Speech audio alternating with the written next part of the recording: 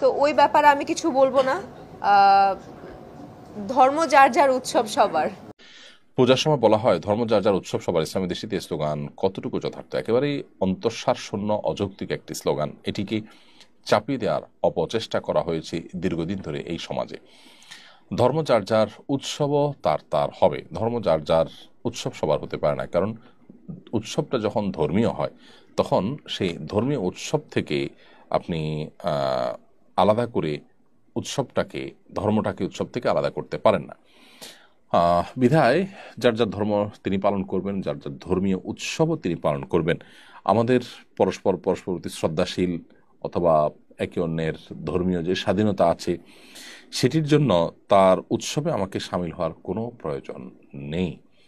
আমরা দেখেছি যে অনেকে ভিন্ন ধর্মীদের উৎসবে সামিল হয়ে উদারতার জাহির করতে গেছেন, আবার রাজনৈতিক প্রয়োজনে তাদের উপরে হামলা করতেও সেই মানুষগুলোর কিন্তু দ্বিধা করতে দেখা যায় না।